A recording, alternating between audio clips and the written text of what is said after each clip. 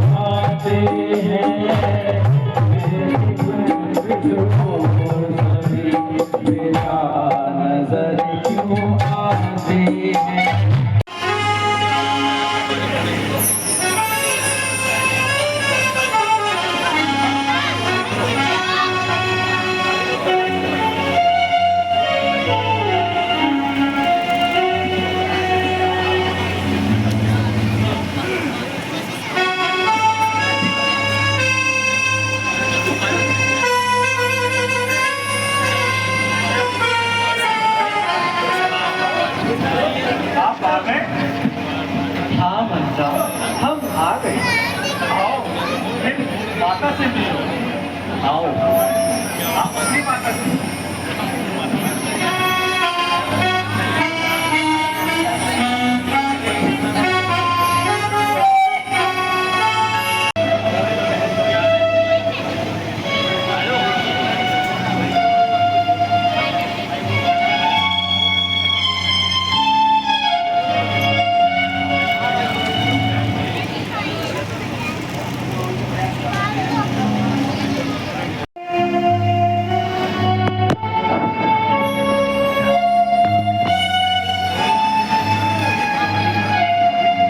माता जी प्रणाम।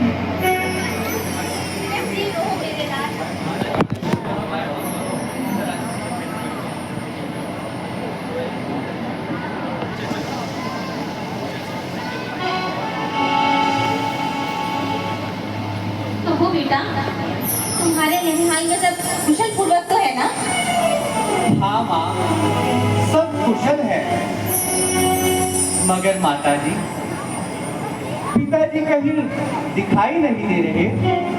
भैया राम और लक्ष्मण भी कहीं दिखाई नहीं दे रहे।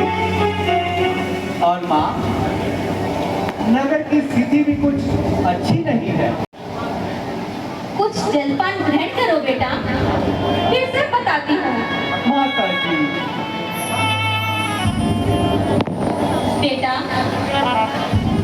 लंबे सफर से आए हो, थक गए होंगे। धीरे धीरे सब बताती हूँ।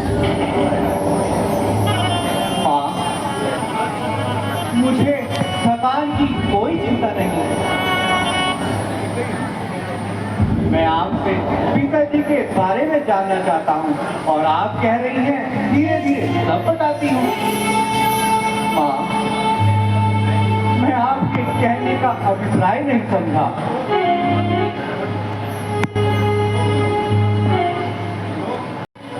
क्या हुआ माँ? अफसोस, तुम्हारे पिताजी अब स्वर्ग सिधार गए।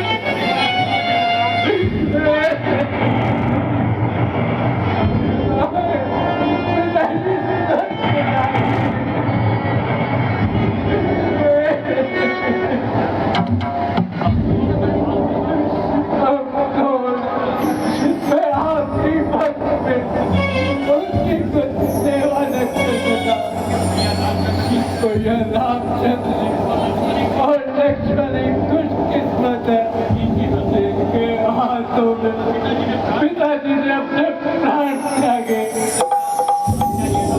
अच्छा अच्छा, यह तो बताओ क्यों ने रोका था? बस हाय राम, हाय लक्ष्मण कहते मुझे प्राण त्याग दिए। हाय हाय, ऐसा डर कि चार चार बेटों के होते हुए आखिरी वक्त में उनके पास एक भी बेटा ना हुआ। परंतु भैया राम और लक्ष्मण भी यहाँ मौजूद क्यों नहीं थे?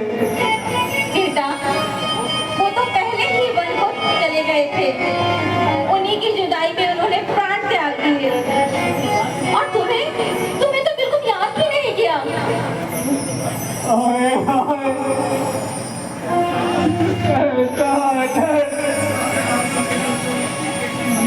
अंतिम समय में उनके पास एक भी पुत्र ना हुआ।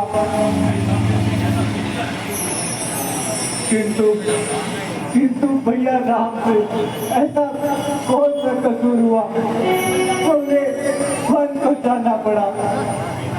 बेटा, असल में बात तो ये है, महाराज ने रामचंद्र को राज तिलक देने की तैयारी की थी।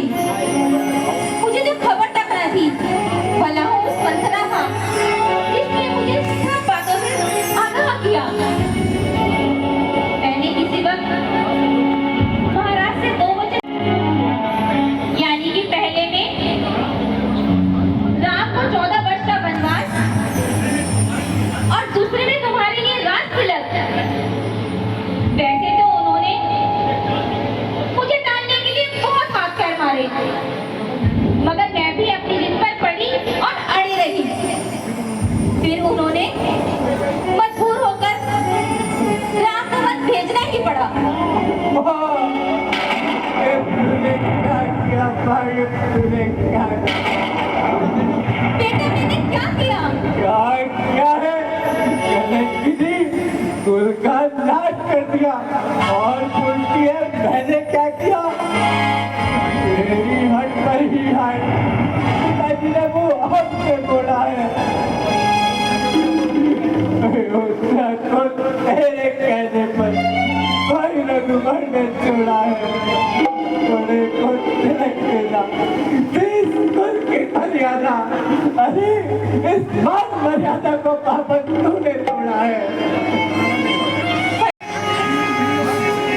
ये मेरी बात कैसे गवारा करती कि राम को राज तिलक मिले और मेरा बेटा मारा मारा फिरे? खबरदार जब मुझे बेटा का नागिन है, काली काली है, जदुल तक भी नहीं वो काली बात तूने लगा ली है।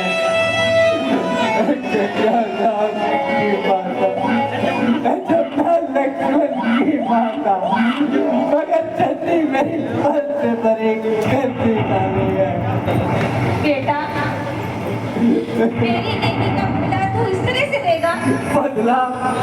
बदला तो तुझे उस समय मिलेगा जब तेरा भरत तेरी आंखों के सामने अपने प्राण त्याग देगा।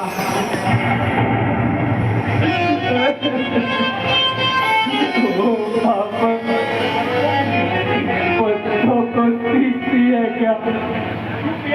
पेड़ को गिरा कर पत्नी को पाल पोसू, छाती है जल को सुखा कर, उसको अनाथ करके मैं तक पर बिठाती, मैं तक इससे पहले भी बहुत खिलाती। मैं कितनी बार कह चुका हूँ कि मुझे बेटा कहकर कलक का टीका डालेगा।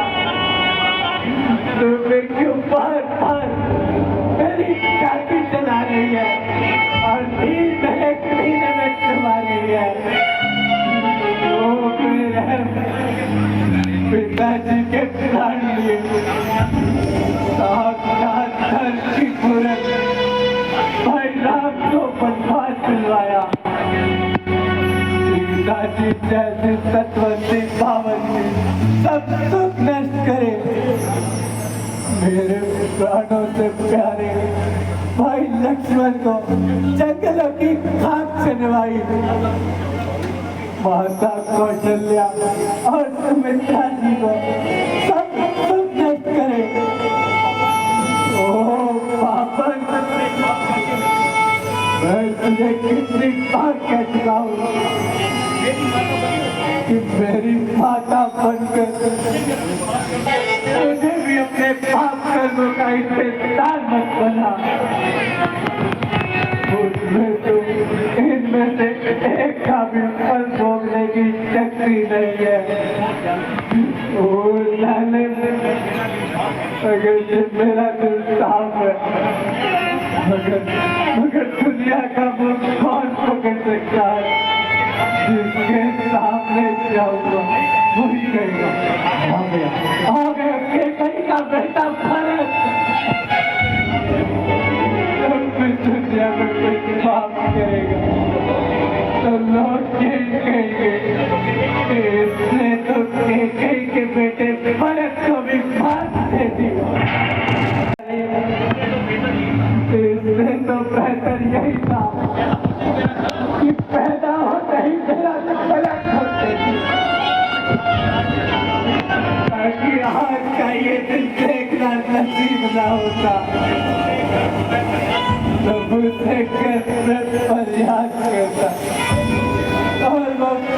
देता, मैं पिता तुम मेरा जमीला तो कर देता। हाय हाय क्या करूं, तुझको तो भाई रामचंद्र जी की नाराजगी का ख्याल है, वरना तेरे जैसी माता के साथ जो कुछ कर गुजरता वो कम था।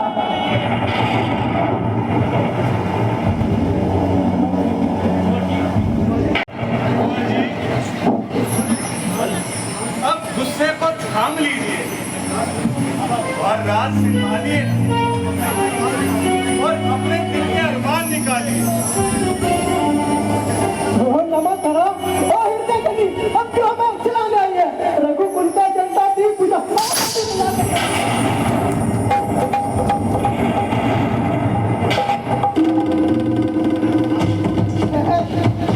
तुझे भी मजा चुकाता हूँ।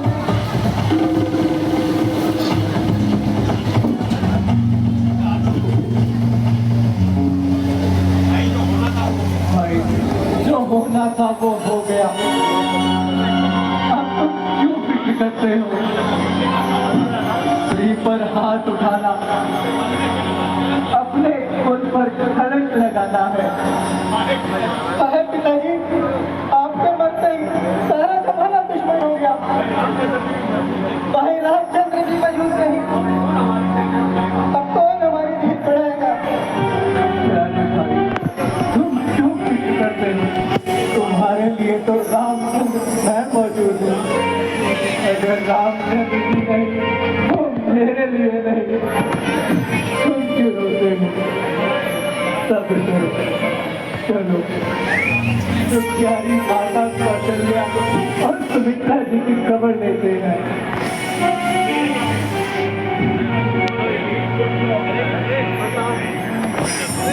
तुम मन में यही सोच लो कि बेटा जन्मा ही नहीं मेरे, मैं समझूंगा बेमाता हूँ, कोई माता ही नहीं मेरे। और है ये कृपा तुम्हारी का तो जीवन आज सुधरता है।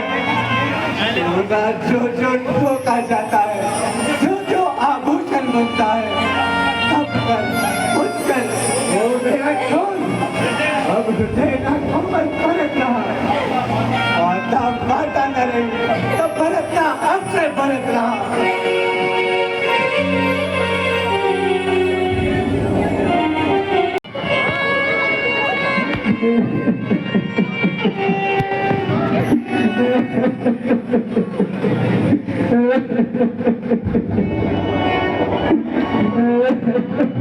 अरे भाई, तुम कौन हो?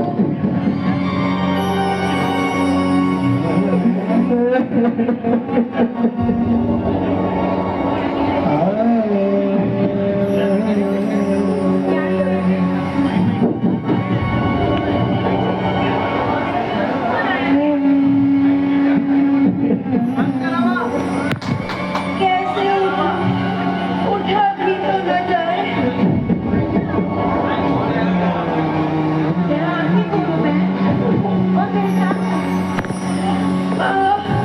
आखिर होती तो रोना ही क्या था, अब आखिर किसकी मांगू? ए भाई तू ही बता दे कि तू कौन है?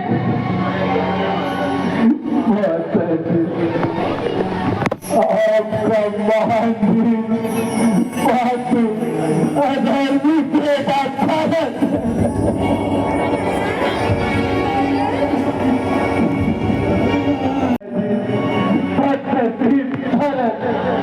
चिरंजीव रहो बेटा, कहो बेटा कब आए? बेटा तुम चुप क्यों हो? कुछ तो बोलो, क्या मुझसे नाराज हो? बेटा अब तो तेरे मन की आशा पूरी हो गई और कुलराज तिलक तेरे नाम हो गया और रामचंद्र को वनवास हो गया। अब तो तेरे दिल की आशा पूरी हो गई ना बेटा?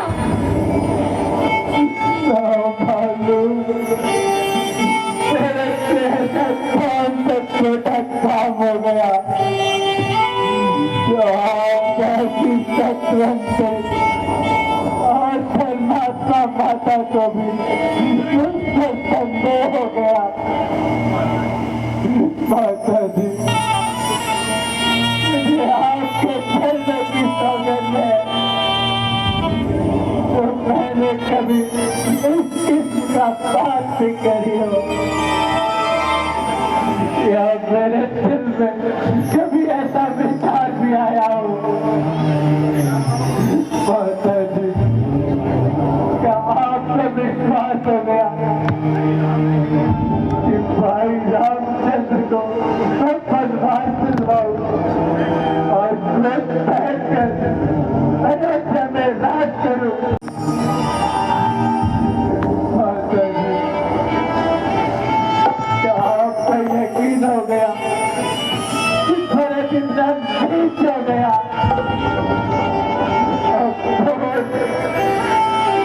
पिताजी के मरते ही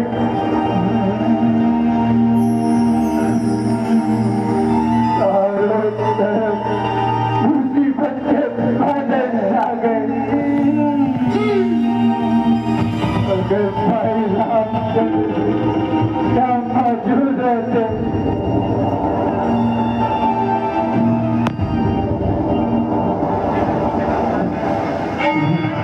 तो जिंदगी के दिन काटने बहुत आसान होते, मगर अफसोस वो भी हमसे दूर बढ़ गए।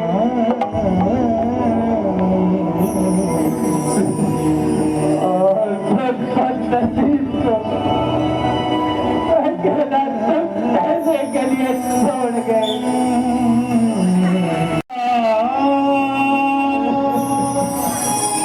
देख लिया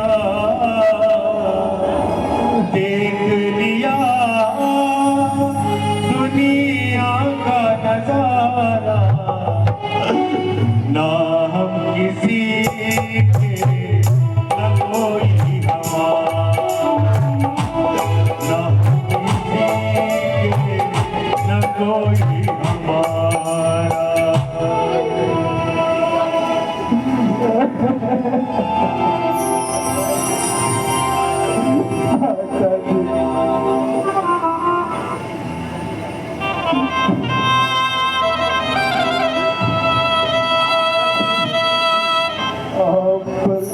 मुझे पूरी उम्मीद थी कि इस मुसीबत में आप मेरी जीत बताएंगे, मगर आप तो पहले ही कल्ले वचन बोल रही है। हाय हाय, मेरी मौत भी आज मुझसे आते आते डर रही है और मुझसे आते आते उसको भी मौत मिल रही है। हे भगवान, मुझे मौत की भीख दे दो।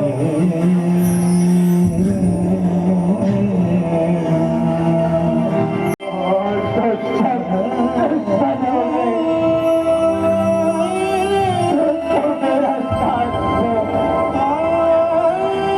और पिताजी,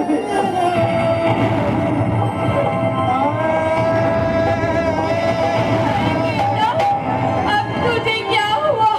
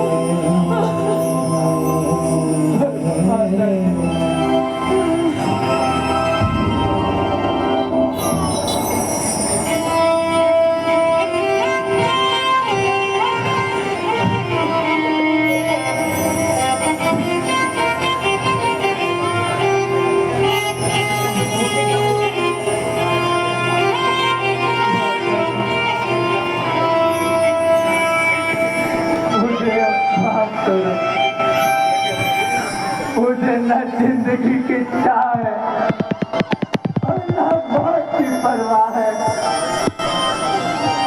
अगर मेरी माता कोई मेरी नीयत पर एतबार है तो मेरे जीने पर धिक्कार है। करो और जो मैं कहती हूँ अब उसे स्वीकार करो। तुम देख रहे हो ना इस समय अयोध्या का तमाम तख्त खाली है और ना इसका कोई वारिस है, नगरी वीरान है, प्रजा परेशान है। बेटा अब ये रोना धोना बंद करो और राजकाज का प्रबंध करो मेरे लाल।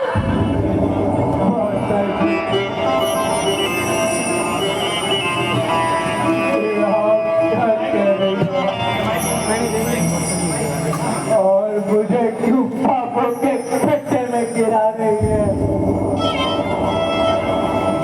मैं किसी भी हालत में आपका यह नहीं मान सकता। आप तो राज के लिए कहती है, मेरा तो अयोध्या में रहना ही दुश्वार है। मैं इसी समय जंगलों में जाऊंगा और भैया रामचंद्र से विनती करूंगा और उन्हें वापस लाऊंगा। अगर वह ना आए तो मैं भी 14 वर्षों के लिए वन को जाऊंगा नहीं बेटा, और आपको अपना मुर्दा दिखाऊंगा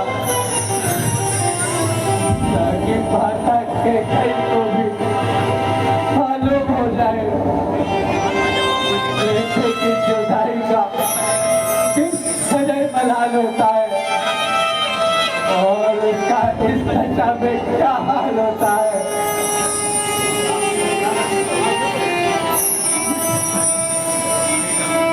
बेटा भरत, आपके विचार अति उत्तम है।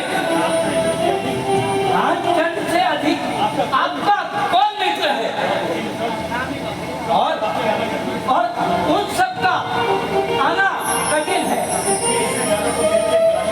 इसलिए अब सब विचारों को निकाल कर अपना राज और प्रजा को संभालिए।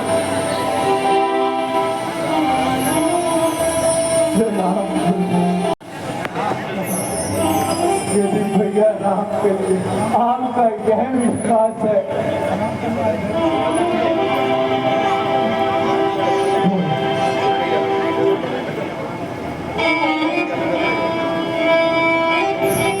अगर भैया राम ने अपना धर्म निभाया है तो मुझे भी भैया राम ने यही सिखाया है। राज पर खेल जाना मेरे लिए आसान है मगर राज गद्दी पर बैठना मेरे लिए नामुमकिन है।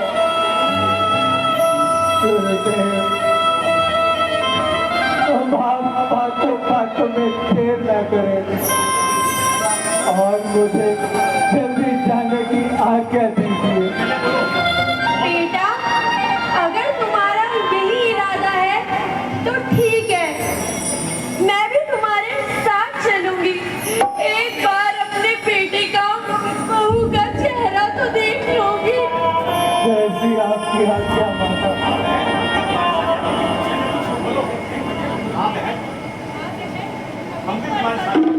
ठीक है बहन, चलते हैं, चलो।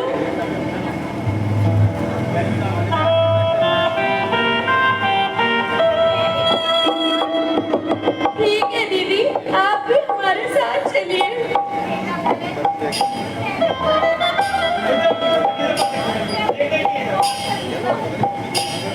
अगर तुम राम को वनों में लेने जा रहे हो तो मैं भी तुम्हारे साथ चलना चाहूंगी और राम को वापस लाऊंगी और मैं तुम्हारी मदद करूंगी। महारानी, तकलीफ करती है। माफ कर दो, माफ कर दो, माफ कर दो। ऐसी तुम्हारी इच्छा।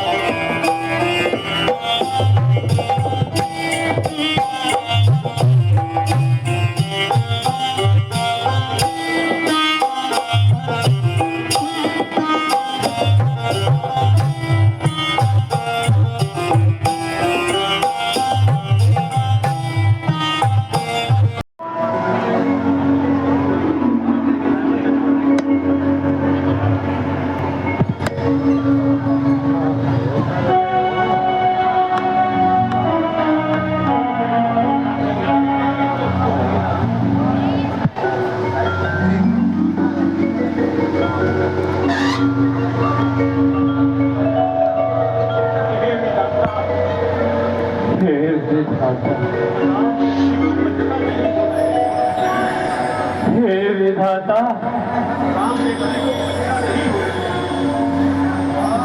राम व्यक्ति को अच्छा नहीं होना चाहिए। देखो, अच्छाई का फल क्या इसे कहते हैं? हे श्रेष्ठ पुत्र, आज के बाद तुम्हारा जैसा पुत्र इस युग में कभी जन्म नहीं लेगा। हे परमेश्वर, क्या यही धर्म है? यदि ये धर्म है तो धर्म क्या है? हे युग श्रेष्ठ, तुम धन्य हो, न्याय का भी हंसकर स्वागत करते हो। तुम्हारे जैसा न्याय प्रिय राजा कोई दूसरा ना हो। राम, तुम धन्य हो, धन्य हो तुम राम, तुम धन्य हो। राम, हे करम प्रधान, हे करम प्रधान, मेरी बातों को ध्यान से सुन। तीनों लोगों में तुम्हारी ख्याति सदैव जीवित रहेगी। तुम सदैव मानवता के लिए एक साक्षात धर्म की मूर्त का प्रतीक बनकर लोगों के हृदय में सदैव जीवित रहोगे राम। हे कौशल्या, तुम वहां धन्य हो। मां कौशल्या, तुम धन्य हो, जिससे सुदाम जैसे पुत्र को जन्म दिया है। ये बहुत बड़े कार्य की बात है। राम जैसे पुत्र के साथ तुमने ये उचित नहीं किया क्या? कही नहीं किया।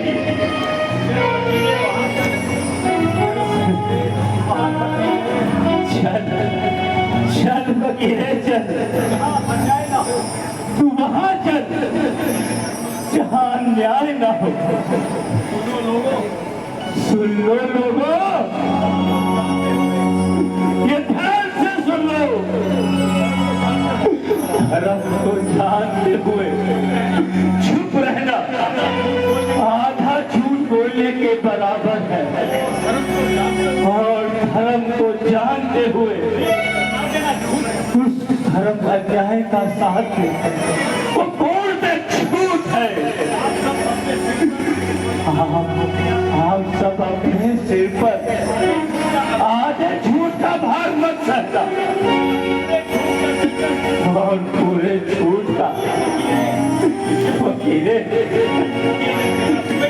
फकीरे चल चल फकीरे, जिस अयोध्या ने राम को कहाँ सलीकारा तेरा फोटो लगे तुझे क्या सलीकारा अयोध्या में राम का काम नहीं वहाँ तेरा क्या काम